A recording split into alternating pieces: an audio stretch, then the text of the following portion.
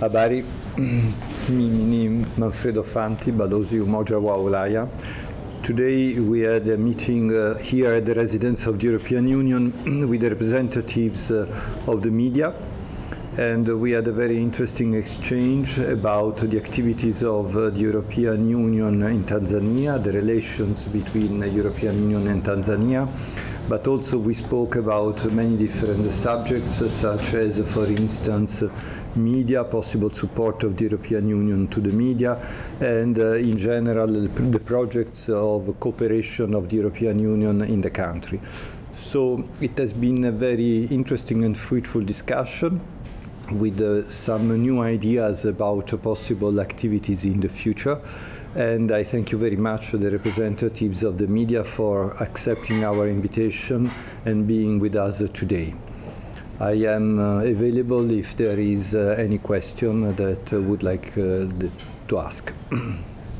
Well, we have seen in the years a progressive increase of the volume of EU cooperation with Tanzania. Nowadays, we stand at a budget of around 105 million every year of grants from the European Union to Tanzania. This budget used essentially for projects of development cooperation in different areas, such as energy, gender issues, rural development, environment, climate change, business development, private sector development. We are overall quite pleased of the quality of the implementation of the projects in the country, and especially of the policy dialogue that we have with the different stakeholders, be they in the private sector or in the public sector in the government. And we will certainly continue that in the coming years. The delegation, the cooperation of the European Union has been in Tanzania for over 47 years, so it's a very consolidated relation. But the main strategy of the European Union with regard to the war in Ukraine is to continue supporting Ukraine in defending itself against an aggression. We have explained so many times why we consider it a massive violation of international law and of the United Nations Charter, and the support of the European Union to Ukraine is firm and will continue. Certainly we would have hoped that even more African countries would have supported the General Assembly resolutions concerning the war in Ukraine. At the same time, we understand that certain of our partners have political positions that are slightly different concerning the sides to be taken. And we have understood that, of course, although we would have hoped for something different. The dialogue with the African countries is continuous, including, of course, with Tanzania. We will continue to discuss about the war in Ukraine also with Tanzania, especially because of the global consequences of this war in Europe, in Africa, and also in the rest of the world. And we hope that altogether we can reach a moment that will mark the end of this war and going back to more normal relations, because this war has been extremely disruptive all over the world. To be precise, the Tanzanian authorities in 2021 relaunched a discussion about the economic partnership agreement with the European Union. This discussion were of a technical nature and were concerning about the clauses of this agreement. But this agreement had already been negotiated some years ago. So for the moment, we have not registered a lot of progress in this dialogue.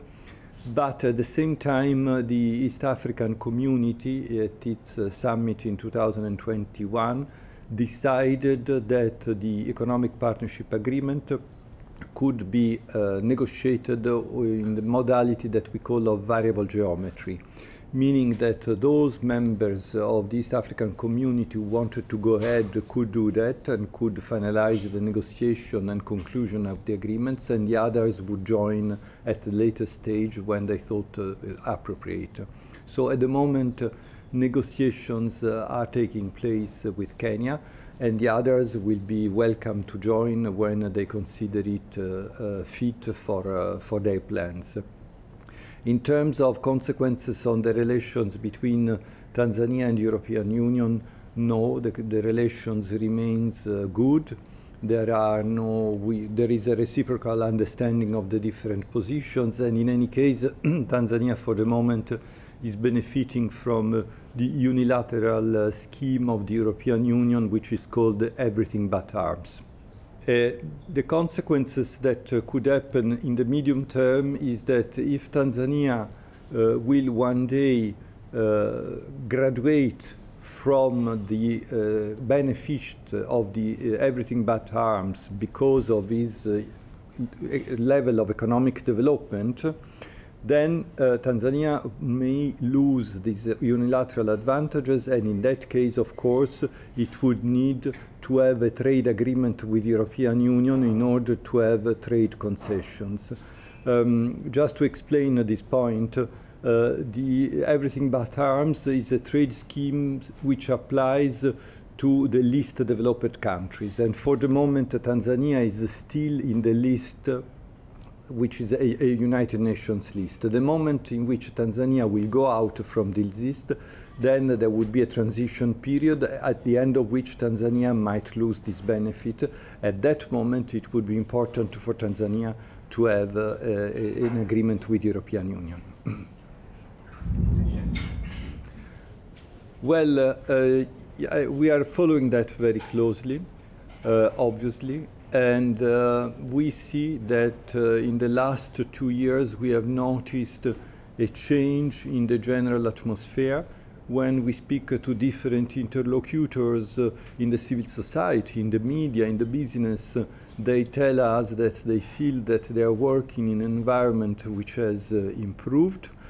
We have been following closely the activity of the task force that has given its report to the President of the Republic last October, and we are, of course, following closely the follow-up to that. We think that a process is engaged. It is a process that probably requires still a bit of time, but it seems to us that there is a positive trend of engagement with the opposition, with the civil society, and the announcement a few days ago that political rallies of the opposition parties were allowed again is certainly a very welcome step. So we think that things are moving. We are always ready to accompany if requested, for instance, with regard to the elections. And clearly, you know what the European Union thinks about democracy, multipartyism, and human rights. This is at the core of the values, and therefore we always welcome when we see positive developments in a partner country.